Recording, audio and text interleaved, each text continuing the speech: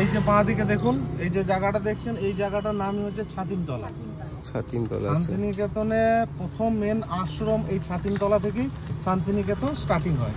রবীন্দ্রনাথের বাবা যখন আসেন মহর্ষি দেবেন্দ্রনাথ ঠাকুর, উনি জোড়াসাগর ঠাকুর বাড়ি থেকে গেছিলেন তারাপীঠ।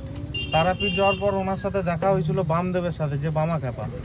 দেখা হওয়ার পর রবীন্দ্রনাথের বাবা মহর্ষি দেবেন্দ্রনাথ ঠাকুর বলেছিলেন যে আমার সবই আছে কিন্তু মনের শান্তি নেই, তা আপনি এমনই একটা জায়গার সন্ধান দিন যেখানে গেলে আমি মনের শান্তি পাবো।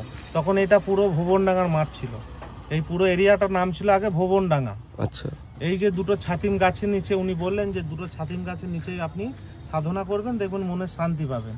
তখন এই জায়গাতেই আপনার ওই ছাতিম গাছের নিচেই বসে উনি সাধনা করে মনের শান্তি পেলেন।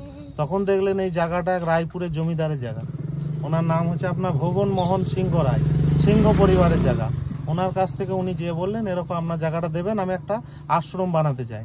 তখন এই জায়গাটা উনি 1 টাকার বিনিময়ে 20 বিঘা জায়গা উনি দান করলেন। এই জায়গাটা 1 টাকার বিনিময়ে? হ্যাঁ, প্রথম যখন ক্লাসটা আরম্ভ হয় ওই বেদির ওপর থেকেই ক্লাসটা স্টার্টিং হয়েছিল। এখন আর এখানে ক্লাস হয় না, অনুষ্ঠানগুলো স্টার্টিং হয়।